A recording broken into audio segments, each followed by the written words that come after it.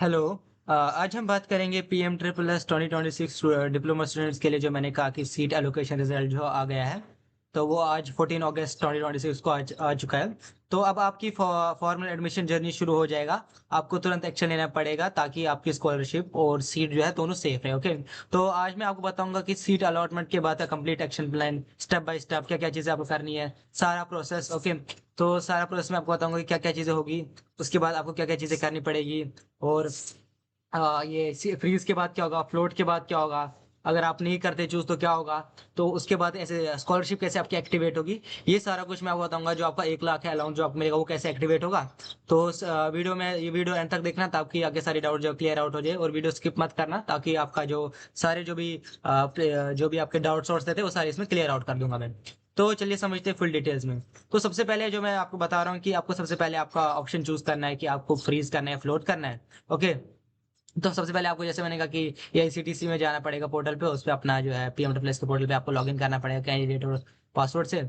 उसके बाद फिर जैसे ही आप देखते हो आपको कॉलेज मिल रहा है कि नहीं, आप अगर आपको मिल रहा है कॉलेज, ओके, तो सबसे पहले आप फ्रीज आपको देखना पड़ता है। अगर आपको कॉलेज मिला है तो आप फ्रीज करते नहीं, कॉलेज अगर नहीं, अगर आपको लग रहा है कॉलेज अच्छा नहीं है तो आप फ्लोट करते हो। ओके।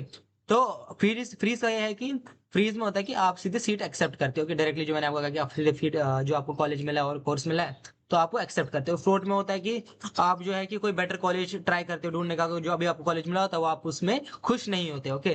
तो इसलिए फिर आप फ्लोट में जाते हैं। तो अब एक चीज मैं आपको जो बताना चाहूंगा कि फ्रीज का, मैं आपको जो वो स्टूडेंट जो फ्रीज का ऑप्शन चूज करेंगे तो उनके लिए सबसे बड़ा ये जो एक ये रहेगा डिसीजन, क्योंकि ये जो आप डिसीजन ले रहे हो फ्रीज का, डिप्लोमा स्टूडेंट्स, ये आपकी लाइफ सेट करने वाला है। ओके। तो आपकी लाइफ का पूरा डिसीजन, तो आपकी पूरी लाइफ का डिसीजन यही होने वाला है कि इसी से आपका सारा कुछ हो जाएगा। आप 2 साल के बाद, 3 साल बाद, 4 साल, 5 साल, जो भी आप करने वाले हो तो इसी से डिसाइड होगा। ओके। तो ये बात याद रखिए। आप फ्रीज अगर ले रहे हो ऑप्शन, अगर आप कॉलेज कर रहे हो या फ्लोट ले रहे हो, आप फ्रीज ले रहे हो, फ्लोट ले रहे हो, जो भी ले रहे हो, ओके, ये आप तक है। और आप कौन सा कॉलेज जो चूज कर रहे हो वो बहुत ज्यादा मैटर करता है। बहुत बहुत, क्योंकि उस कॉलेज में फिर आपका प्लेसमेंट, आपका इंटर्नशिप, आपका फैकल्टी, ये सारा उसी में चलता है। ओके। तो दो, अगर फ्रीज कर रहे हो आप तो बड़ी, ना मैं बोल रहा हूँ, बहुत बहुत सोच समझ के करना। और अगर फ्लोट भी कर रहे हो तो बहुत बहुत सोच समझ के करना। ओके।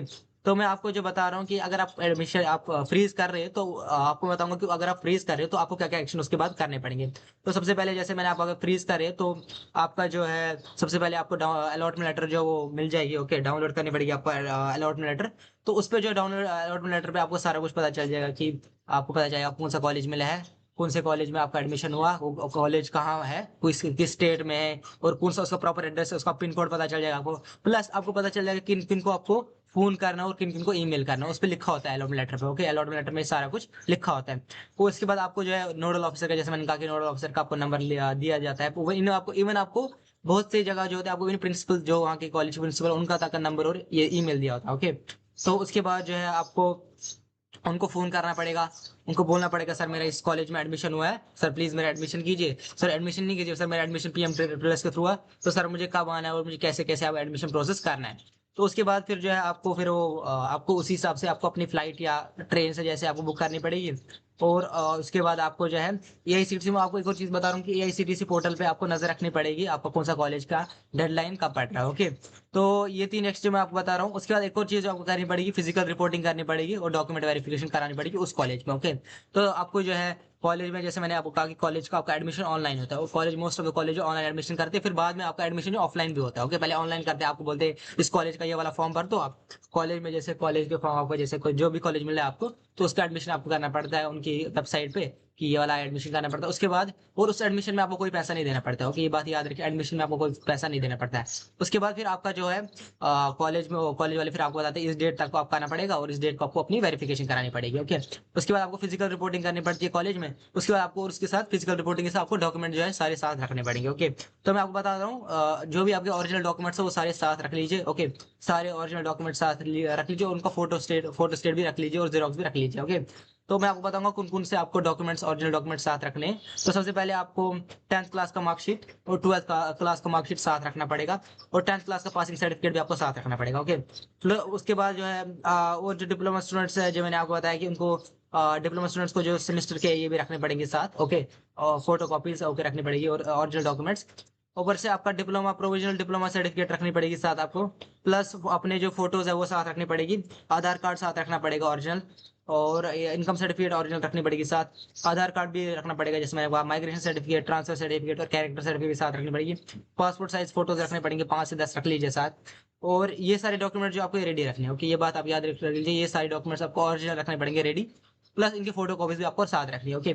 उसके बाद फिर जब आपका एडमिशन हो जाता है तो उसके बाद फिर आपको जो है स्कॉलरशिप का जो है आपको एक्टिवेशन स्टार्ट हो जाता है, उसके लिए आपको आपका जो है आपका जो डीबीटी हो जाता है वो एक्टिव हो जाता है, उसके बाद आपका ज्वाइनिंग रिपोर्ट हो जाता है, उसके बाद जो आपके नोडल ऑफिसर है वो आपका डीबीटी ओपन ये जो ये कर जाते हैं, ओपन कर देते हैं। तो उसके बाद जैसे डीबीटी आपको ओपन हो जाता है उसके बाद फिर आप जो है पीएम प्लस की जो आपको 1 लाख स्कॉलरशिप मिलने वाली होती है उसके लिए आप एलिजिबल हो जाते हैं, ओके।